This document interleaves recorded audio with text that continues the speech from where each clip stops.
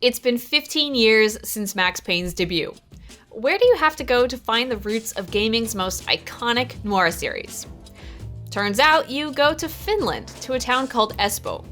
This is where Remedy Entertainment developed their second game, a shooter called Max Payne. Max Payne came to us via Finland, but the developers drew inspiration from Hong Kong action cinema and the hard-boiled detective stories of Raymond Chandler and Dashiell Hammett. In a 2003 interview with Videogame.it, Remedy's lead game designer Petri Järveletto described the elements of the film noir style that spoke to him the most. A hostile, crime-ridden city.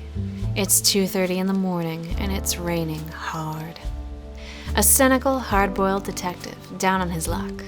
A mysterious woman who knocks on his door and leads him into all kinds of trouble. A story told in long flashback. No happy endings. Let's back up to 1996. Remedy had just released their first game, Death Rally, the previous year, and the studio was looking towards the future. They had 3 ideas. They could make a racing game that would build off the success of Death Rally, in which players raced armed cars and blew shit up. They could make a real-time strategy game set in space, which would have been a little like Homeworld, according to a profile in Retro Gamer magazine. Or they could make an isometric shooter, a project that they were calling Dark Justice. They talked to Scott Miller, the founder of publisher Apogee Software, who had already published the successful Duke Nukem series. Miller saw a chance for Remedy to do something similar, and he suggested that they focus solely on Dark Justice. That was 3 years ago. Everything ripped apart in a New York minute. Miller envisioned a series that was narrative-driven, with strong, identifiable characters, and he suggested that they name the series after the main character, just like Apogee had done with Duke Nukem. And thus, the name Max Heat was trademarked, a placeholder that would eventually become Max Payne. The iconic name was joined by a not-so-iconic face, Sam Lake, a writer and designer at Remedy, who, because of the game's relatively small budget, would have to lend his face as the character model for the titular character Max Payne. Lake also wrote the script for the game, and he introduced the idea of comic book-style cutscenes, yet another element that would set Max Payne apart as a series. The final piece of the Max Payne puzzle is its most famous mechanic, bullet time. Max Payne didn't invent bullet time, but it was the first mainstream video game to make it so cinematic. The concept actually originated in action movies, long before The Matrix popularized it with CGI in 1999. 1981's Kill and Kill Again was the first movie to use the slow-motion shot that tracked a bullet in flight. But ramping up the action of an explosive action sequence with slow motion really came into its own with Hong Kong action cinema, especially in the films of director John Woo, which have often been cited as inspirations for Max Payne. Max Payne's bullet time was a perfect storm of awesome that kicked off the use of slow motion in games throughout the 2000s. I was still on the force back then. NYPD, Manhattan, Midtown North Precinct, Hell's Kitchen. It stands to reason that the world of Max Payne is as much a part of the game as its main character. And yet the developers had never actually been to New York City. Instead, they drew most of their research from movies and books.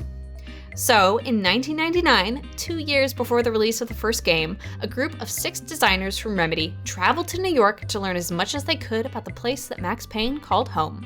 In an old blog post, the Finns described their trip to New York City as if they were visiting an alien planet. They even hired 2 former NYPD cops to serve as bodyguards and escort them through the unsavory corners of the city. They referred to it as level design Candyland, and by the end of the trip they had more than 5,000 photos and 10 hours of video that would eventually become the base for the game's textures, locations, sounds, and general atmosphere. So, how did they do?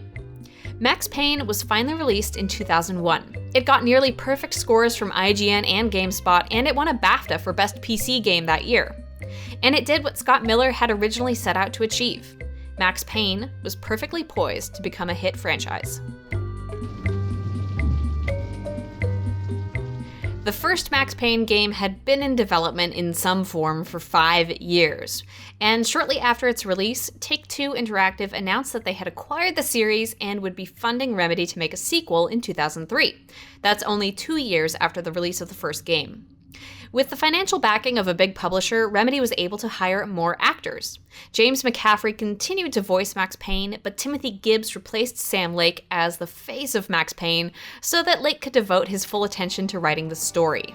In a 2003 interview with IGN, Lake said he wanted Max Payne 2 to be a love story, but a film noir love story, saying the idea was simply too delicious to pass over. But in true film noir style, this story would have no happy ending. There's no us in this. You're a murder suspect. I should take you in. Well, technically. The game actually had 2 different endings, one of which was decently happy. But it was only attainable on the hardest difficulty setting of the game, which is totally fitting for a story where the main character is suffering the whole time.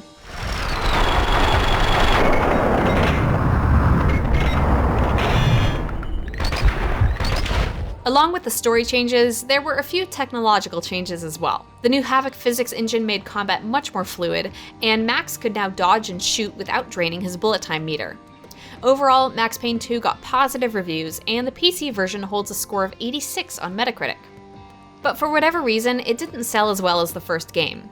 Take-Two Interactive had to reforecast their 2004 sales numbers, and the series kind of laid low for a while. But wait! They made a Max Payne movie, starring Marky Mark. And it totally sucked. The movie came out in 2008. That's a full 5 years after Max Payne's glory days and almost 10 years after The Matrix introduced bullet time to mainstream audiences. So it makes sense that by the time the film came out, critics were just sort of over it. Still, it did manage to hold the #1 position at the box office on its release weekend and went on to become the 15th top grossing video game movie in the United States. Yay! But the games were not done yet. Remedy Entertainment moved on to make Alan Wake, but in 2004, Take-Two announced that there would be another installment of Max Payne. But Max Payne 3 stayed in limbo for years until Rockstar Vancouver, a division of Take-Two Interactive, announced that it was working on the game. Time to move on. Get on with my life. Yes, absolutely.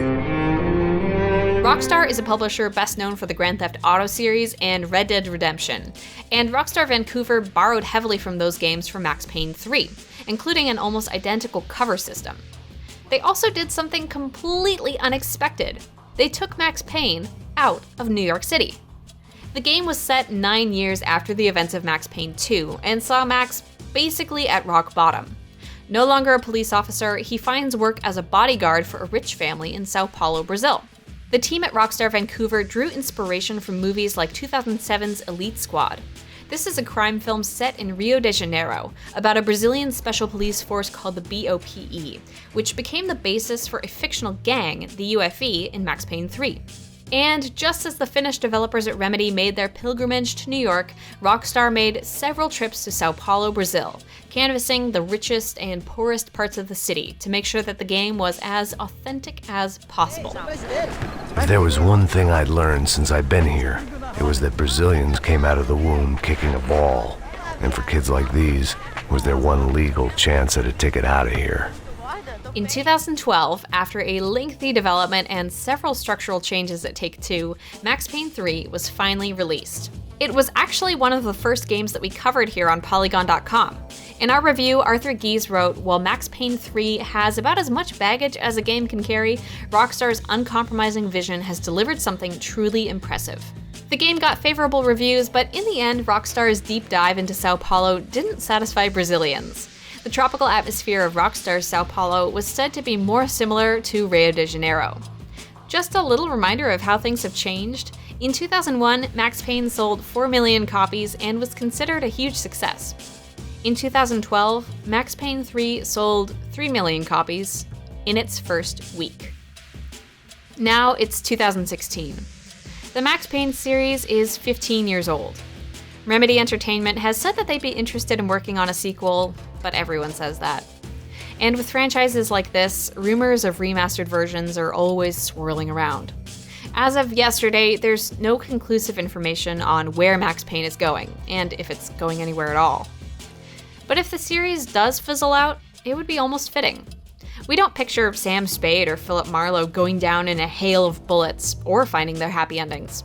Happy endings almost never exist in film noir, remember? At the end of Max Payne 3, Max walks off into the sunset. Maybe that's an ending that's meant to be.